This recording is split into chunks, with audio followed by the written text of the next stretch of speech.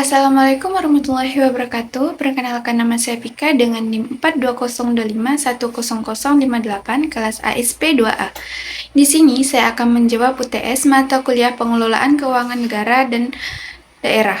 Dan dosen pengampu pada mata kuliah ini adalah Bapak Freddy Handoko, SPD MAK. Baiklah, kita masuk ke soal yang pertama. Jelaskan apa yang dimaksud dengan keuangan negara menurut Undang-Undang Nomor 17 Tahun 2023? Menurut Undang-Undang Nomor 17 Tahun 2023, keuangan negara adalah semua hak dan kewajiban negara yang dapat dinilai dengan uang, serta segala sesuatu baik berupa uang maupun berupa barang yang dapat dijadikan milik negara, berhubungan dengan pelaksanaan hak dan kewajiban tersebut.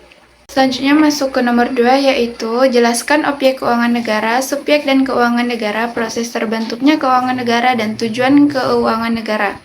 Yang pertama, objek. Semua hak dan kewajiban termasuk kebijakan dan kegiatan fiskal, moneter, dan pengelolaan kekayaan. Kemudian subjek, yaitu pemerintah pusat, Pemda, perusahaan negara atau daerah, dan badan lain yang ada kaitannya dengan proses.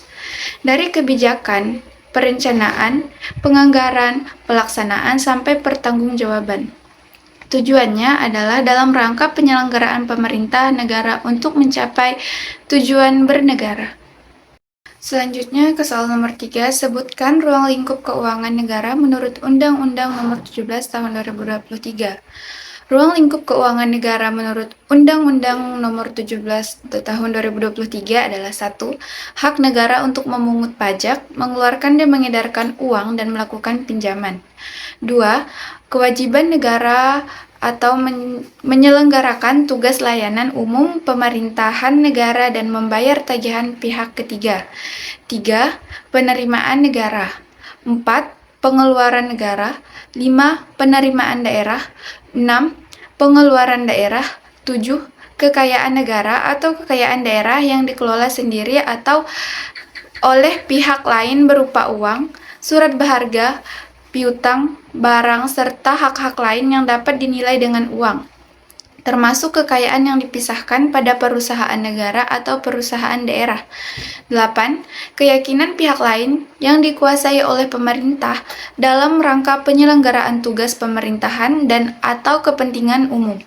9. Kekayaan pihak lain yang diperoleh dengan menggunakan fasilitas yang diberikan pemerintah. Soal nomor 4, jelaskan dan berikan contoh penerimaan, pengeluaran, dan pembiayaan negara. Yang pertama, penerimaan. Penerimaan ialah keuangan publik mencakup masalah-masalah kreasi, memperoleh penerimaan ataupun pendapatan yang dilakukan pemerintah, pusat, dan daerah. Penerimaan negara menurut Undang-Undang Nomor 17 Tahun 2003 ialah uang yang masuk ke kas negara. Pendapatan negara menurut Undang-Undang Nomor 17 Tahun 2003 ialah hak pemerintah yang diakui sebagai penambah nilai kekayaan bersih. Contohnya, surat-surat berharga yang dimiliki oleh pemerintah. 2.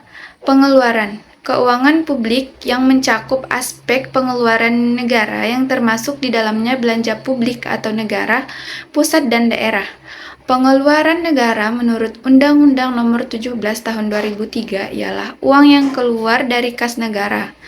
Belanja negara menurut Undang-Undang Nomor 17 Tahun 2003 ialah kewajiban pemerintah pusat yang diakui sebagai pengurang nilai kekayaan bersih.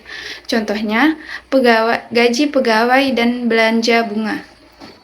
3. Pembiayaan negara ialah keuangan publik yang mencakup aspek pembiayaan yang dilakukan oleh pemerintah, pusat maupun daerah. Pembiayaan adalah setiap penerimaan yang perlu dibayar kembali dan atau pengeluaran yang akan diterima, baik pada tahun anggaran yang bersangkutan maupun tahun-tahun anggaran berikutnya.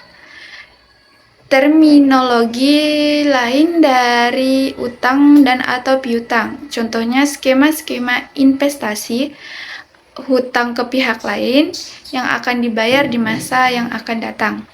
Soal nomor 5, jelaskan dan berikan contoh bidang keuangan negara. 1. Subbidang pengelolaan fiskal, yaitu penerimaan dan pengeluaran yang dikelola oleh pemerintahan baik pusat maupun daerah. Contohnya, penyusunan APBN, pemungutan pajak, penerimaan negara bukan pajak, dan belanja negara. Yang kedua, subbidang pengelolaan moneter adalah ranah kekuasaan bank sentral. Misalnya, berapa jumlah uang yang beredar, mencetak, mengedarkan uang, mengatur suku-suku bunga perbankan, dan lain-lain. Contohnya, penetapan suku bunga, pengaturan nilai tukar, pencetakan dan peredaran uang. Yang ketiga, subbidang pengelolaan keuangan negara yang disahkan, yaitu aset-aset negara atau uang negara yang disertakan pada badan-badan usaha milik negara maupun daerah. Contohnya, penyertaan modal negara, pengelolaan BUMN, pengelolaan lembaga jasa keuangan.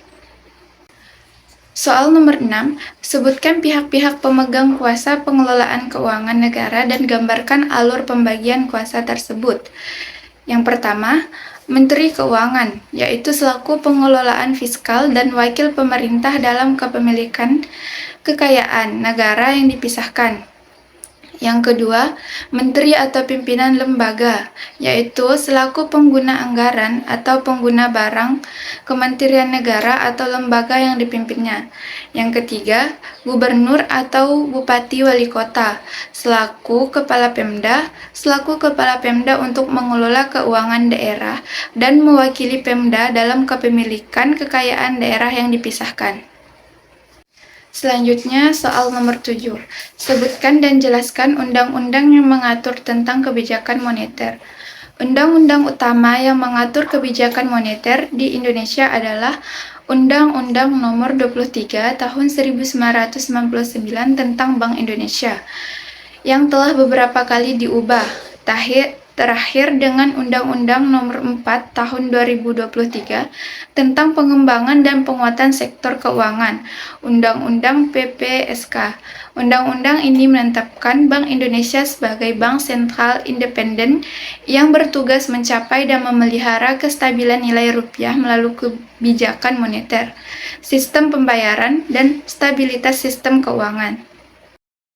Selanjutnya, soal nomor 8. Buat bagan hubungan subjek pengelolaan keuangan negara. Di sini, saya telah membuat bagan hubungan subjek pengelolaan keuangan negara.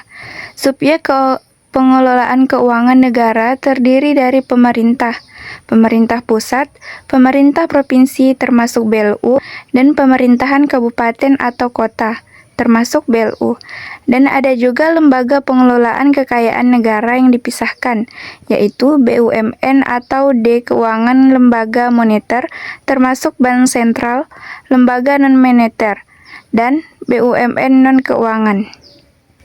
Yang terakhir, soal nomor 9. Jelaskan paradigma baru dalam pengelolaan keuangan negara. 1. Berbasis kinerja. Dulu, anggaran hanya berfokus pada beberapa besar dana yang dibelanjakan.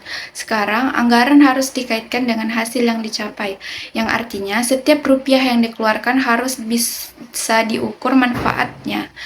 2. Transparansi dan akuntabilitas. Pengelolaan keuangan negara harus terbuka dan dapat dipertanggungjawabkan kepada publik. Masyarakat berhak tahu bagaimana uang negara digunakan. 3. Value for money.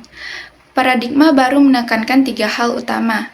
Yang pertama, ekonomi, pengandaan dengan biaya serendah mungkin. 2. Efisiensi penggunaan sumber daya secara optimal. 3. Efektivitas, tujuan tercapai sesuai target. 4. Penganggaran. Sebelumnya, anggaran dipisah, sekarang disatukan agar lebih terintegrasi dan tidak tumpang tindih. 5. Medium Term Expenditure Framework, yaitu perencanaan anggaran tidak hanya tahunan, tetapi juga jangka menengah, sehingga lebih strategis dan berkelanjutan. 6. penerapan standar akuntansi pemerintah, yaitu menggunakan sistem akuntansi berbasis aktuaral agar laporan keuangan lebih realistis dan mencerminkan kondisi sebenarnya. 7. Penguatan sistem pengendalian internal untuk mencegah penyimpangan, korupsi, dan pemborosan. Pengawasan internal diperkuat.